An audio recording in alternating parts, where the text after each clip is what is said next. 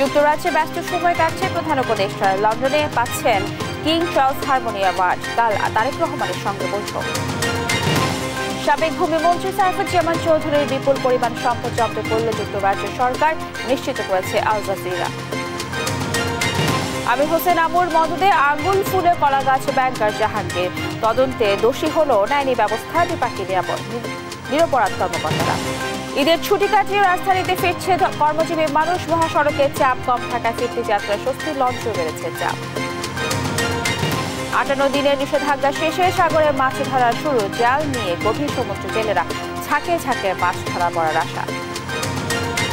পঞ্চম দফায়ও ভেস্তে গেল ইরান ও যুক্তরাষ্ট্রের পরমাণু বৈঠক। সংঘাত চাপানোর চেষ্টা হলে মার্কিন ঘাঁটিতে হামলার হুমকি ইরানের। এবং এখনও শেষ হয়নি লাল সবুজের এশিয়ান কাপে খেলার স্বপ্ন। জিততে হবে সামনের 4 ম্যাচে। ঘুরে দাঁড়াতে প্রত্যয়ী হামজা জামালরা। দেখছেন সংবাদ শিরোনাম। সংবাদ সকালে সঙ্গে আছি আমি রাবেয়া ইসলাম স্নেহা। এবার বিস্তারিত। প্রধান উপদেষ্টা আজ ডক্টর মোহাম্মদ ইউনূসকে কিংস চার্লস হারমোনি অ্যাওয়ার্ড প্রদান করা হবে বলে জানিয়েছেন প্রেস সচিব শফিকুল ইসলাম। বুধবার প্রধান উপদেষ্টা যুক্তরাজ্য সফরের দ্বিতীয় দিনের কর্মসূচি নিয়ে বিস্তারিত ব্রিফ করার সময় এমনটি জানান তিনি। প্রেস সচিব আরও বলেন, এই পুরস্কার প্রদানের অনুষ্ঠান বাংলাদেশের মানুষের দেখার সুবিধার্থে সরাসরি সম্প্রচারের বিষয়েও চেষ্টা চলছে। এ সময় তিনি জানান, বাংলাদেশের পাচার হওয়া অর্থ ফেরানো, রোহিঙ্গা ইস্যু সহ বিভিন্ন বিষয়ে প্রধান উপদেষ্টার যুক্তরাজ্য সফরের দ্বিতীয় দিনে ফলপ্রসূ আলোচনা হয়েছে। এছাড়া যুক্তরাজ্যের প্রধানমন্ত্রী কিয়ার স্টারমারের কানাডায় অবস্থান নিয়ে দেয়া বক্তব্য ভুল ছিল স্বীকার করে প্রেস সচিব জানান, এই বিষয়টিতে কিছুটা ভুল বোঝাবুঝি হয়েছে। স্টারমার যুক্তরাজ্যেই আছেন। এদিকে আগামীকাল প্রধান উপদেষ্টার সঙ্গে বিএনপির ভারপ্রাপ্ত চেয়ারম্যান তারেক রহমানের বৈঠক অনুষ্ঠিত হওয়ার কথা রয়েছে। এই জন্য আমাদের মূলত আশা সেটা হচ্ছে যে কিং চার্লস হারমোনি অ্যাওয়ার্ড, সেটা কালকে ওনাকে দেওয়া হবে। ওইটার একটা অনুষ্ঠান, সেই অনুষ্ঠানটা আমরা দেখছি যে কিভাবে বাংলাদেশের মানুষকে খুব এটা লাইভ করা যাবে কি যাবে না, এগুলো আমরা দেখছি। ব্রিটিশ ভূমিতে থাকা বাংলাদেশের সাবেক ভূমিমন্ত্রী সাইফুজ্জামান চৌধুরীর বেশ কয়েকটি সম্পত্তি জব্দ করেছে যুক্তরাজ্যের জাতীয় অপরাধ সংস্থা NCA। বুধবার এক বিশেষ প্রতিবেদনে এ তথ্য সামনে আনে কাতার ভিত্তিক সংবাদ মাধ্যম আল জাজিরার তদন্তকারী ইউনিট। চলমান সিভিল তদন্তের অংশ হিসেবে সাইফুজ্জামান চৌধুরীর বেশ কয়েকটি সম্পত্তি জব্দের আদেশ পায় বলে নিশ্চিত করে NCA মুখপাত্র।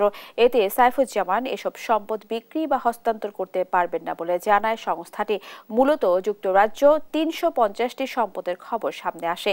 এতে ক্ষমতাচ্যুত সাবেক প্রধানমন্ত্রী শেখ হাসিনার দল আওয়ামী লীগের নেতা সাইফুজ্জামান চৌধুরীর মালিকানাধীন এসব সম্পদের বিরুদ্ধে ব্যবস্থা নিতে যুক্তরাজ্যের সংশ্লিষ্ট কর্তৃপক্ষকে অনুরোধ জানায় বাংলাদেশ। পতিত ফ্যাসিস্টের সাবেক মন্ত্রী আমির হোসেন আমু প্রভাব কাজে লাগিয়ে একের পর এক অপকর্ম করেছেন জাহাঙ্গীর আলম। বারবার তদন্ত কমিটি প্রতিবেদনে দোষী সাব্যস্ত হলেও তার বিরুদ্ধে ব্যবস্থা নেয়নি ব্যাংক কর্তৃপক্ষ। উল্টো বিপাকে আছেন নিরাপরাধ কয়েকজন কর্মকর্তা, যাদের ফাঁসিয়ে নিজের সাম্রাজ্য গড়েছেন জাহাঙ্গীর। সালাউদ্দিন সাগরের 2 পর্ব অনুসন্ধানী প্রতিবেদনের আজ দ্বিতীয় ও শেষ পর্ব, জানাচ্ছেন আপন অপু। 2 মুক্তিযোদ্ধার ভাতা আত্মসাতের ঘটনা জানাজানি হলে বেশ চাপে পড়েন জাহাঙ্গীর আলম। ওয়ালিউর রহমানের ভাগ্নে পারভেজ ও আমেনা খাতুনের ছেলে আবু সামাকে টাকার বিনিময়ে আপোষের প্রস্তাব দেন তিনি।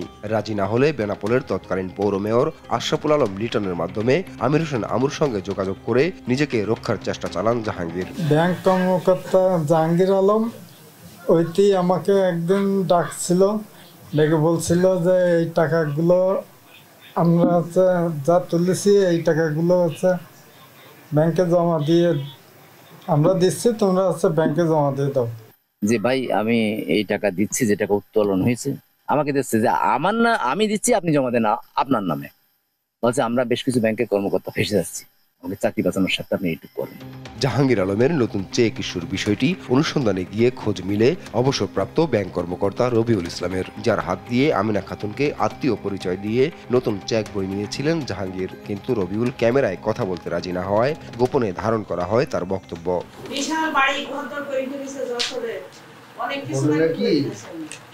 পুলিশ থেকে আগে বাড়ি ছিল, অনেক লোকজনের সাথে যোগাযোগ আছে, সেই হিসেবে আমাদের ব্যাংকের কিছু ডিজাইন সাহেবরাও ওর একটু সহযোগিতা করেছে।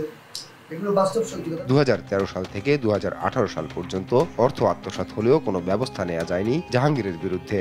2020 ও 21 সালের সব তদন্ত প্রতিবেদন তার বিপক্ষে গেলে 2022 সালে আমির হোসেন আমুর প্রভাব কাজে লাগান জাহাঙ্গীর।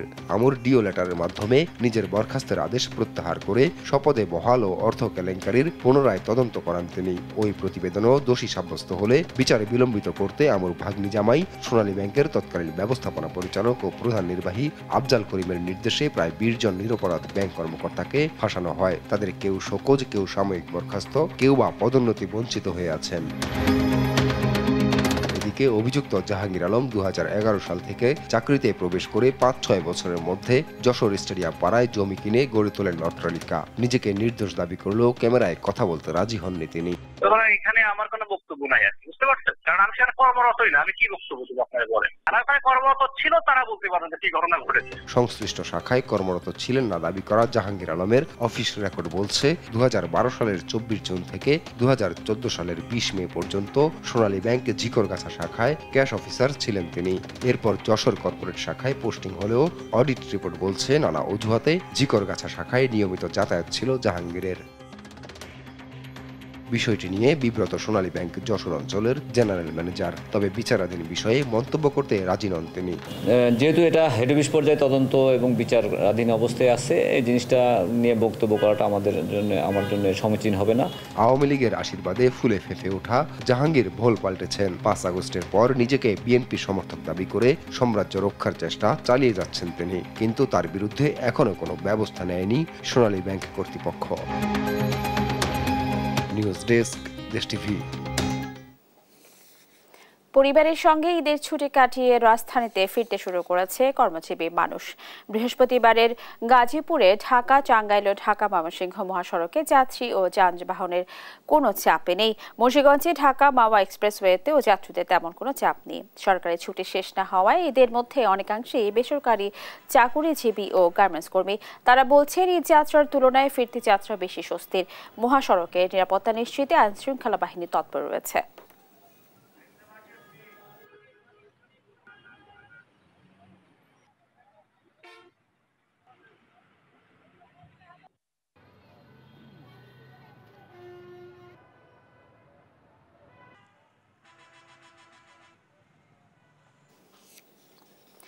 ঈদের ছুটি শেষে রাজধানীতে ফিরছেন কর্মজীবীরা। ফিরতি যাত্রা নিয়ে আরো জানাতে এই মুহূর্তে কমলাপুর রেলওয়ে স্টেশন থেকে যুক্ত হচ্ছেন সহকর্মী সাবরিনা মজুমদার। সাবরিনা, যেমনটি বলছিলাম, সবাই এখন কর্মজীবনে ফিরছেন, ঢাকার মুখী হচ্ছেন। আমাদেরকে জানাবেন রেলপথে ফিরতি যাত্রায় যাত্রীর চাপ কেমন বা কোনো ভোগান্তি চিত্র দেখতে পাচ্ছেন কিনা? স্নেহা, আজকে ঈদের ষষ্ঠ দিন এবং সকাল থেকে কমলাপুর রেল স্টেশনে আমরা এসেছি এবং এসে যেটি দেখছি যে প্রত্যেকটি ট্রেনেই আসলে যে যাত্রীরা আছে তারা খুবই সন্তোষ প্রকাশ করছেন এবং তারা আমাদেরকে বলেছেন যে এবারের ট্রেনে আসলে অনলাইনে টিকিট বিক্রি হয়েছে এবং সেই সাথে কোনো ধরনের কালোবাজারি টিকিট বা কোনো ধরনের যে এই টিকিট ছাড়া যে যাত্রী যে যায় বিভিন্ন ট্রেনে অনেক সময় সেগুলোও কিন্তু আসলে দেখা যায়নি এবং তারা বলছেন যে তারা নির্বিঘ্নে আসলে ঢাকা ছেড়েছেন এবং ঢাকায় এবং বিভিন্ন জন কিন্তু দেশের বিভিন্ন প্রান্ত থেকে এবং ট্রেনে করে আসছেন এবং তারা এখনো আসছেন। তারা এসে যেটি বলছেন যে এখন পর্যন্ত তারা খুবই ভোগান্তি ছাড়াই আসলে ঢাকায় পৌঁছেছেন এবং সেটি নিয়ে তারা খুশিও পোষণ করেছেন।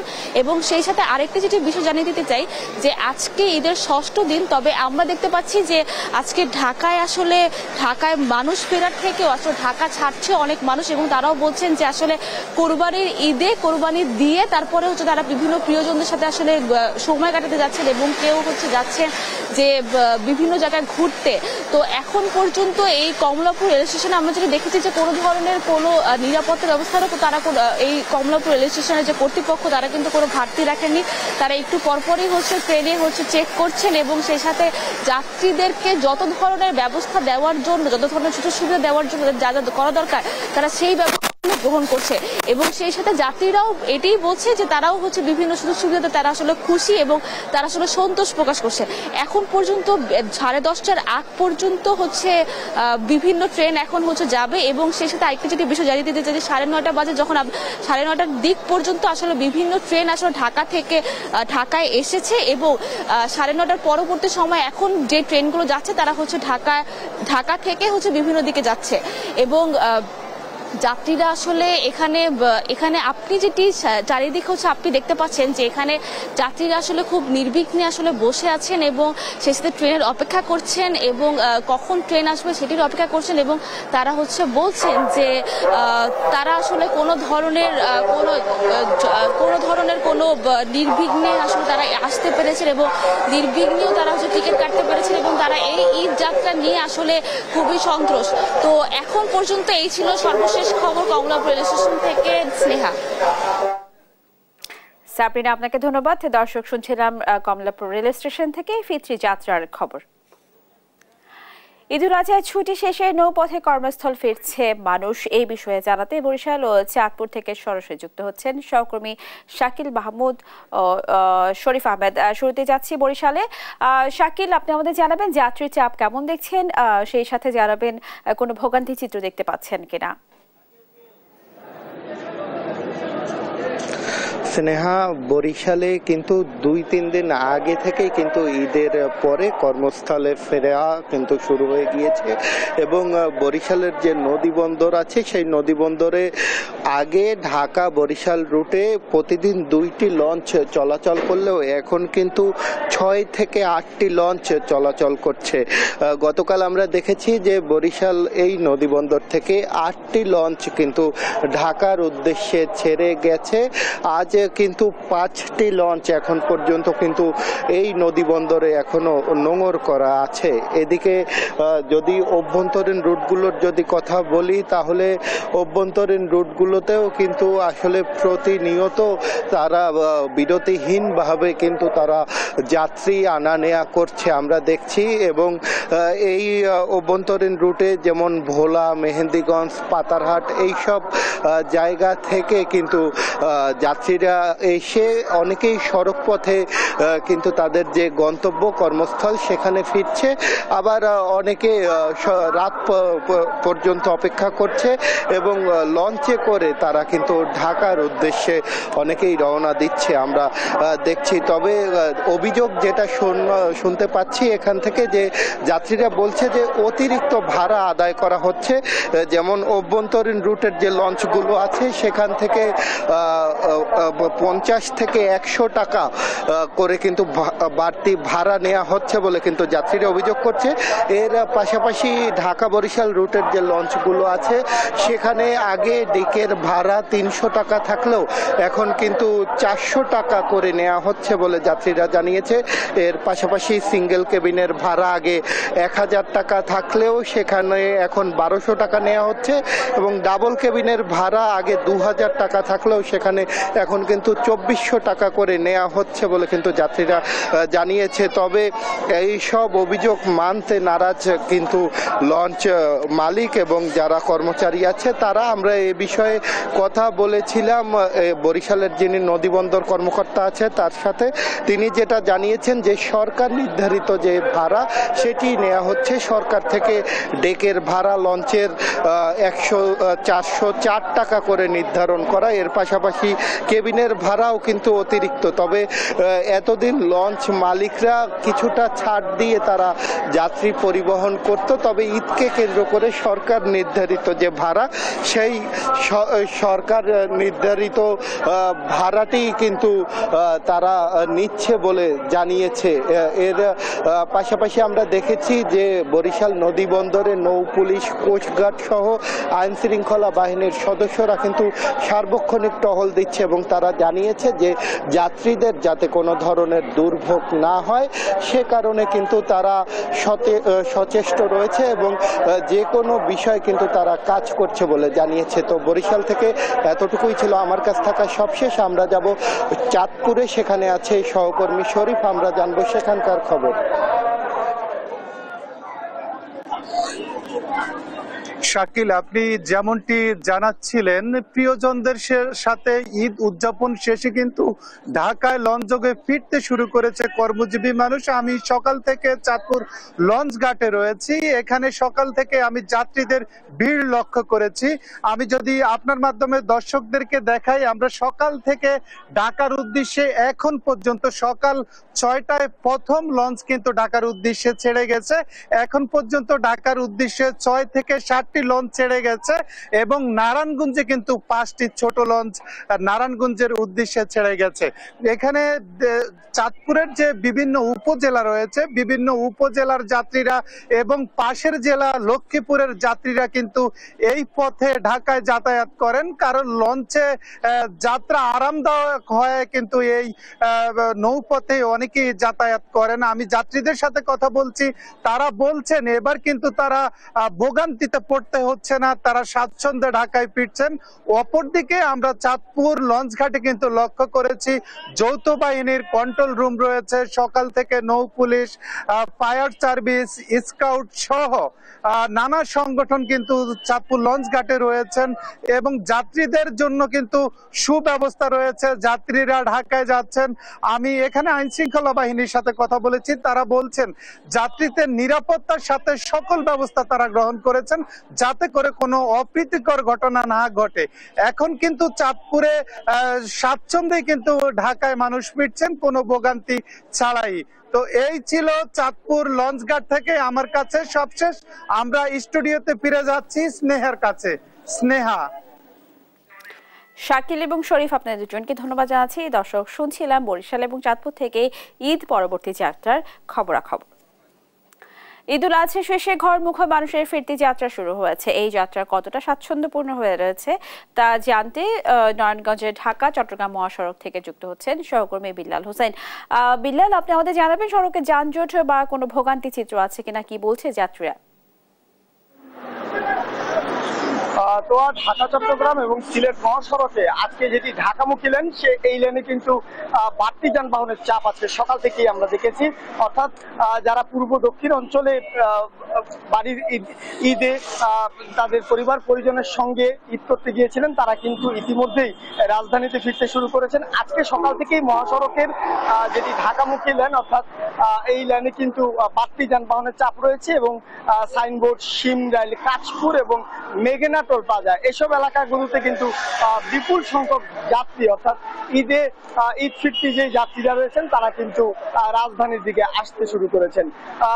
তো জানিয়ে রাখতে চাই যে একই অবস্থা ঢাকা সিলেট মহাসড়কের তারাববী সড়ক, বরপা বরাবর রূপসী এই এলাকাগুলোতেও কিন্তু যাত্রীরা কিন্তু বিভিন্ন অঞ্চল থেকে রাজধানীর দিকে আসছেন এবং বিশেষ করে আজকে কিন্তু কলকারখানা, পোশাক কারখানা যারা কর্মজীবী মানুষ তারা কিন্তু পূর্ব দক্ষিণ অঞ্চলের বিভিন্ন জেলা থেকে রাজধানীর দিকে আসছেন। আমরা সকাল থেকে এই মহাসড়কের বিভিন্ন এলাকাতে বাড়তি যানবাহনের চাপ দেখেছি।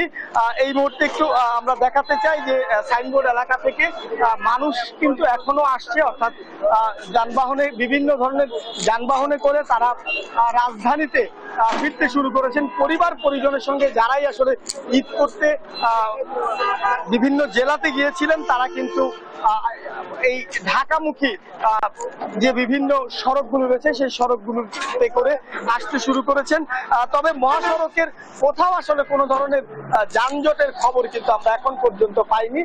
দুটি মহাসড়কেই স্বাভাবিকভাবেই যানবাহন চলাচল করছে, যদিও ঢাকা চট্টগ্রাম মহাসড়কের যেটি ঢাকামুখী লেন সেই লেনে একটু বাড়তি যানবাহনের চাপ রয়েছে, তবে কোথাও আসলে কোনো ধরনের যানজটের খবর এখন পর্যন্ত নেই।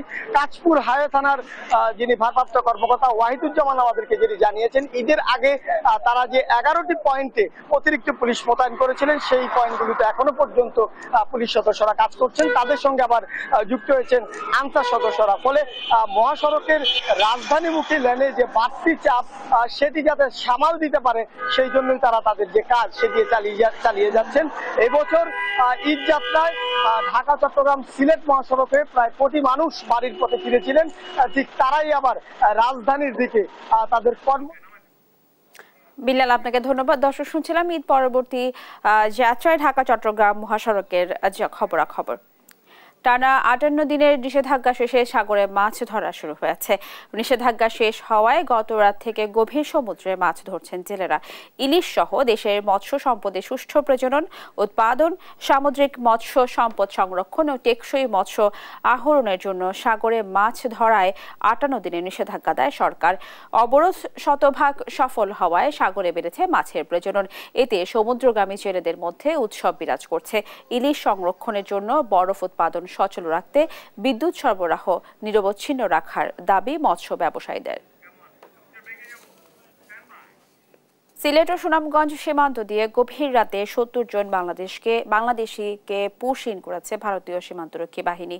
বুধবার রাতে ও বৃহস্পতিবার ভোরের দিকে বিভিন্ন সীমান্ত পয়েন্টে এই ঘটনা ঘটে। বর্ডার গার্ড বাংলাদেশ জানায়, সিলেট জেলার জৈন্তাপুর উপজেলার মোকামপুঞ্জি ও মিনাচিলা এবং কোম্পানীগঞ্জ উপজেলার কালাইরাগ সীমান্ত দিয়ে 53 জন এবং সুনামগঞ্জ জেলার ছাতক উপজেলার নোয়াকোট সীমান্ত দিয়ে আরও 17 জন বাংলাদেশিকে পুশিন করা হয়।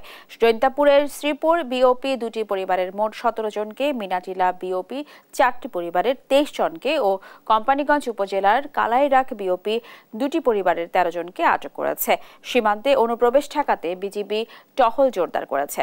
আটককৃতদের বিরুদ্ধে আইনানুগত ব্যবস্থা গ্রহণের প্রক্রিয়া চলছে। দীর্ঘদিন ধরে ঋণ প্রাপ্তি সহজ করার দাবি তুলে আসছেন রাজশাহীর ক্ষুদ্র ও মাঝারি উদ্যোক্তারা। প্রস্তাবিত নতুন বাজেটে সেই এসএমই খাতের সংস্কারের কোনো সুনির্দিষ্ট নির্দেশনা নেই। কৃষি পণ্য প্রক্রিয়াজাতকরণ ও পরিবহনে বিশেষ বরাদ্দ না থাকা নিয়েও আছে অসন্তুষ্টি। অর্থনীতি বিশ্লেষকদের মতে সামাজিক সুরক্ষা জালে বরাদ্দ বৃদ্ধি ও আয় ভেদে কর প্রস্তাব আঞ্চলিক বৈষম্য কিছুটা কমাতে পারে। তবে কৃষি প্রধান রাজশাহী অঞ্চলে টেকসই সেচ ব্যবস্থাপনা নিশ্চিত করতে জলবায়ু খাত থেকে বাড়তি বরাদ্দের প্রত্যাশা তাদের। কাজী শাহেদের প্রতিবেদন।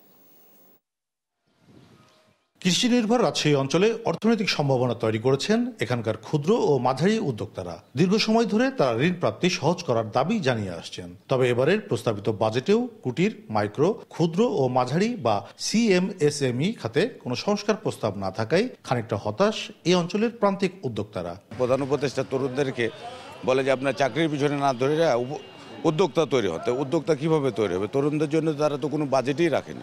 সরকারিভাবে তাদেরকে যদি কোনো আর্থিক যে সাপোর্টটা সেটা যদি তারা পেত তাহলে এটা দেশের জন্য অনেক উপকার এবং তরুণরা আগালেই বাংলাদেশে গবে। যখনই বাজেট হবে বাজেটের একটা অংশ তরুণ উদ্যোক্তাদের জন্য থাকা দরকার আছে। তাদের মতে নিত্যপণ্যের মূল্য নিয়ন্ত্রণে রাখতে এই অঞ্চলে উৎপাদিত পণ্য পরিবহনে বিশেষ বরাদ্দ দেওয়া প্রয়োজন, যা এই বাজেটে অনুপস্থিত। যেগুলো মানুষের নিত্য প্রয়োজনীয় জিনিস, এইগুলো জিনিসগুলোতে সরকারের সুনজর প্রয়োজন বলে আমি মনে করছি। সরকার যেটা নির্ধারণ করতেছে বা পাশ করতেছে এটা সহনীয় প্রয়োজন নয়, এটা অস্বাভাবিক। বিশ্লেষকদের মতে কৃষিভিত্তিক শিল্পের পাশাপাশি শিক্ষা ও তথ্য প্রযুক্তি নির্ভর শিল্পের বিকাশের মাধ্যমে পিছিয়ে পড়া রাজশাহী অঞ্চলকে অর্থনৈতিকভাবে এগিয়ে নেওয়া সম্ভব। তবে এই বাজেটে সেরকম কোনো সুযোগ রাখা হয়নি। এখানে আমাদের আইটি একটা সেন্টার ছিল, সেখানে একটা বিনিয়োগ করে এটাকে আরও বেশি কার্যকর করা যেত আর কি, একটা উদ্যোগ নেওয়া যেত, সেই বিষয়টি আসেনি। শিল্পের স্থায়ীকরণের দিকে নজর দিয়ে সরকার যদি বাজেটটা প্রণয়ন করতো তাহলে আমাদের এই এলাকার অর্থনীতির একদিকে যেমন উন্নয়ন ঘটতো, অন্যদিকে নতুন নতুন উদ্যোক্তা সৃষ্টি হতো। এই অঞ্চলের ভবিষ্যৎ রক্ষায় সেচ কাজে ভূপরিস্থ পানির ব্যবহারের ক্ষেত্রে বিশেষ বরাদ্দও নেই বাজেটে। সে কারণে জলবায়ু খাত থেকে রাজশাহীর বরেন্দ্র অঞ্চলের জন্য বাড়তি বরাদ্দ চান বিশ্লেষকরা। পদ্মা নদীকে এটাকে চ্যানেল করে এখানে পানির নাব্যতা বৃদ্ধি করে সারা বছর যেন পানি পড়ে এবং সেই পানিটা চ্যানেল করে আমরা যদি আমাদের কৃষি জমিতে কাজে লাগাতে পারি, এটা পরিবেশের জন্য ভালো। পানির স্তরটা নিচে নেমে যাওয়ার কারণে আমাদের বারিন্দা এলাকার অনেক জমিতে বড় চাষ করা সম্ভব হয় নাই। ওই এলাকায় কি করে কৃষিকাজ আবার ফিরিয়ে আনা যায় সেই জন্য স্পেশাল বরাদ্দ অবশ্যই একটা গুরুত্বপূর্ণ দাবি হতে পারে। বিশ্লেষকরা বলছেন প্রস্তাবিত বাজেটে সামাজিক সুরক্ষা জালে বরাদ্দ বৃদ্ধি ও আয়ভেদে কর প্রস্তাব আঞ্চলিক বৈষম্য কিছুটা কমাতে পারে। তবে চলমান পরিস্থিতিতে বাজেট বাস্তবায়ন কতটা সম্ভব হবে তা নিয়েও প্রশ্ন আছে তাদের। কাজী শাহেদ, দেশ টিভি, রাজশাহী। পর্যটকের ঢল নেমেছে বান্দরবানে। হোটেল, মোটেল, রিসোর্টগুলোতে কোথাও খালি নেই রুম। সবচেয়ে বেশি পর্যটকের চাপ বগালেক, দেবতাখুম, নীলগিরি, নীলাচল, চিম্বুকতিন্দু এবং আলীর গোহা স্পটে। পর্যটকের ভিড় বাড়ায় খুশি জেলার পর্যটক ব্যবসায়ীরা। সহকর্মী আবুল বাশার নয়নের তথ্য ছবিতে জানাচ্ছেন সালমা জাহান। অবকাশ কিংবা ঈদের ছুটিতে সবসময় পাহাড় প্রেমীদের পছন্দের শীর্ষে থাকে বান্দরবান। মঙ্গলবার থেকে পর্যটকের সমাগম বেড়েছে জেলার থানচি, রুমা, রোয়াংছড়ি, নায়খংছড়ি, আলীকদমে। কেউ পরিবার পরিজন, আবার কেউ বা বন্ধু বান্ধব নিয়ে এসেছেন ঘুরতে। দূর দূরান্তের পর্যটকের পাশাপাশি পাহাড়ি প্রকৃতির সৌন্দর্য উপভোগে এসেছেন আশপাশের এলাকার মানুষও। আর্মিদের যথেষ্ট কোঅপারেটিভ, সাথে পুলিশও চেকপোস্টও ভালো, ওদের প্রসিডিউর ওরা যথেষ্ট ফলো করছে। প্রত্যেক যাত্রীকে জিজ্ঞেস করছে এবং রেজিস্টার করছে কোথায় যাচ্ছে না যাচ্ছে। ধীরে ধীরে প্রতিটি স্পটে নিষেধাজ্ঞা উঠে যাওয়ায় প্রায় সবখানে মানুষের উপচে পড়া ভিড় দেখা গেছে। শহরের 75টি হোটেল, রিসোর্ট সহ রেস্টুরেন্ট এবং পর্যটন সংশ্লিষ্ট খাতে প্রতিদিনই আয় হচ্ছে অন্তত কোটি টাকা। আরো কয়েকদিন পর্যন্ত পর্যটকের ভিড় থাকবে বলছেন সংশ্লিষ্টরা। বগালে থানচি খুলে দেওয়া হয়েছে, এটা আসলে যারা বান্দরবানকে এক্সপ্লোর করতে ভালোবাসেন তাদের জন্য আমার মনে হয় চমৎকার একটা ঘোষণা। পর্যটকদের ভ্রমণ আনন্দময় করতে নিরাপত্তা জোরদার করেছে আইন শৃঙ্খলা বাহিনী। ঈদ উপলক্ষে বিশেষ ডিউটির প্রোগ্রাম করা হয়েছে। দুর্গম এলাকাগুলোতে আমাদের টুরিস্ট পুলিশের পাশাপাশি আমাদের জেলা পরিষদ সক্রিয় আছে, তারাও সচেতন আছে, সতর্ক আছে। আঁকাবাঁকা পথ, উঁচু নিচু পাহাড়, ঝর্ণা, জলপ্রপাত ও নদ নদীর সম্মিলনের এ পাহাড়ি সৌন্দর্যে বিমোহিত ভ্রমণপ্রেমীরা। নিউজ ডেস্ক, দেশ টিভি।